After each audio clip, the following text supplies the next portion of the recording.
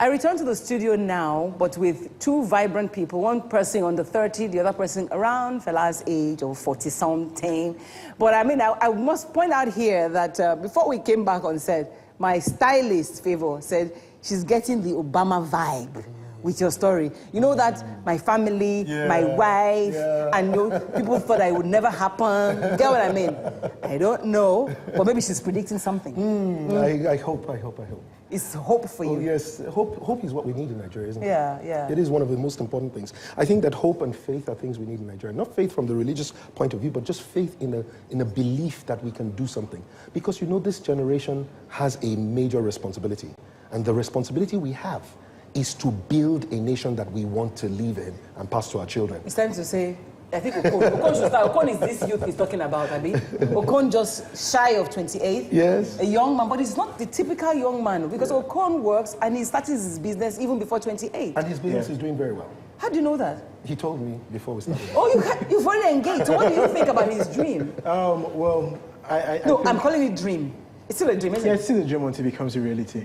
Okay. So it's still a dream. I think it's interesting because not every day you see a young individual and someone who doesn't have so much of a political background decide to run for the highest office in Nigeria. So it's pretty interesting for some of us seeing Ms. Fela wanting to run for president. So what concerns you, though? Do you have any concerns about it? Well, because that's why you're here, to ask him questions and to put him on the spot. Well, what concerns me is the fact that if you look at Nigeria's history, we've never really had someone who doesn't have a military or political background become president. So what makes him feel that without this, he has he's gathered enough experience, his little political career to run for the highest office?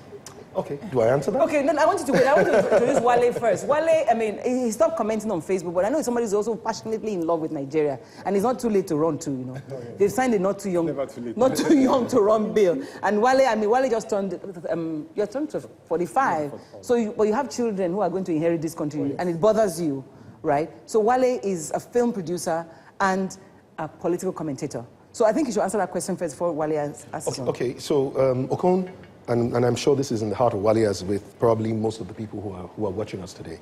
How can someone without political experience be able to do well as a national leader or president? Well, I think that, again, think about it. You ask yourself, is it political experience or leadership experience that the president of Nigeria requires? That's the first thing we've got to ask ourselves. That, what exactly do we need? What does a good leader, a good person, especially where Nigeria is today, what kind of person do we need? First of all, let's look at the key challenges as it relates to Nigeria. Today, you look at a nation that is really very fractured around, political, social, tribal, religious, all the lines. We're fractured as a nation. What do you need? You need somebody who can kind of like gather the people together and bring them together. Do you agree? Another thing is you need someone who can paint a vision that most Nigerians from different parts of Nigeria, all different ages, generations, will like to be a part of. Is that right? But we also need the economy to be fixed, and we know that the most important engine of the economy is businesses, especially small and medium scale businesses. So it'd be nice for you to have a president that has an understanding of what it takes to start businesses, grow businesses, and help businesses. Okay, because you've done that with a lot of young people. Okay. However, I think Wale's concerns are a little different. Yeah, well, I actually subscribe to his own fears, but my own fear is this, as in, because I do Facebook a lot. I think it's a more intellectual medium, permit me. I think Instagram is just for people who just want to show something. Now, so I'm able to feel the Nigerian pulse on Facebook. I hear people comment. If you can come on Facebook, open an account, make comments, then you have some level of education. And I must tell you, if there's anything this presidency has thrown up, is the fact that we are very fragmented now. But more than that, I read people's comments. And I think, I'm short of words to use, maybe it's to use the word dumb. The dumbness you see from people's comments, and I'm thinking now, I've always had this theory, whoever knows me knows that. My theory has always been, it will be unrighteous. If you think it's God who appoints leaders, then it will be unrighteous for God to pick a leader out of the minority. So you can't have 50 wolves and then maybe 5 sheep, and then you want to elect a president, you make the sheep the president. Now, we know your story, we know your pedigree, we know everything about you. It's clear you have some leadership so it's sheep abilities. Or wolf? It's sheep. It's 5. Now, the bunch of Nigerians, and now, so if you're going to have a leader, and every time I look at our president, it just becomes clear to me that, not the president, every president we've ever had, They're just a reflection of the majority of the people. So you're thinking someone like him...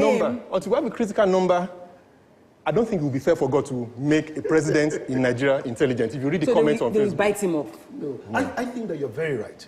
The challenge is, where is the critical number? Just before we came on this panel, I was sharing with Auntie Adeswa about how in 2015, 70 million people did not vote. Not that they were not... The money was there to induce them. They were not those kind of people that wanted to be induced to vote. The question you ask is, what were those people, why did they not vote? Was it because they didn't find the kind of persons that they wanted amongst the aspirants? Possibly. Could it be that they just didn't like the political system the way it is? Possibly. That's not fair. But that's not right. No, I'm just saying, whatever the reason is, 70 million people did not go out to vote for whatever the reason is. The question is, if you find out what that reason is, you might just find out that it was that they were looking for someone different. They were looking for somebody who was not like the people who have brought us this far. They're looking for the kind of people. The political system has brought us a nation. You also comment that some of us have... My worry is this. Yes, as in, aren't you a very sharp break from where you're coming from? I mean, we're like mega corrupt, in my words. We and now you are you. a sharp... Nigeria. Yeah, the whole system. Let's be frank. I mean, we know what the system is about. Now, you are a sharp break. I won't take it away from your integrity and stuff. But then I think, in my own opinion, for this coming election next year, I think we can't do with the sharp break. We're going to die of shock. We need something like a... So maybe he wants to be a martyr. No, somebody who is of the old establishment. Let me tell you what you need to do. You just need to remember that every time we go to the ballot box, we're really choosing for our children. And so every time you go to the ballot box, what you want to do, what your children are hoping you will do, whether they are born or not, is they are hoping that you will choose someone whose vision is for the nation they will live in, whose personality is the kind of person you would like them to be. I think what Wale is saying is that if 2019 is too early. 2019, no. You know how you watch the Spartacus and all these films, and then the man says, hold. So the army is coming aggressively, but then he tells them, hold. There's a particular time to go. If you go before then, you get killed. If you go I'm after... saying that this is the question. When is the best time to start? When will it ever be the best time? When would it ever be the best time? Would it be in 2023 that we should start, and then at that time say we don't have political experience? Okay, Okon has... So that's when you should start the journey. No, that's when I think you should start. No, but I like what he's saying. Start the journey. When do we start the journey? When do we start the journey? And secondly, what makes... No, I would like to hear what Wale would think. When do we start? For whatever the time that you think will be right. I think we should start the journey now, but you are like sacrificial because you're going to go right into the middle and then you're going to get... So should I start or not, Wale? Don't start. Okay, what do you say? Let someone take the bullets and then you come right after. He wants to save you. Are you his friend?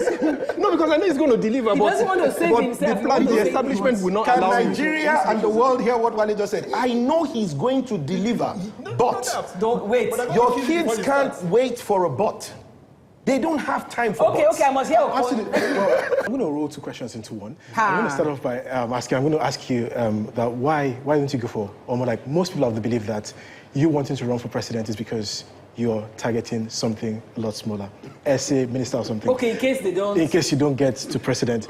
And secondly, too, most people think that for you to be president, you have to have so much money. Do you have that money?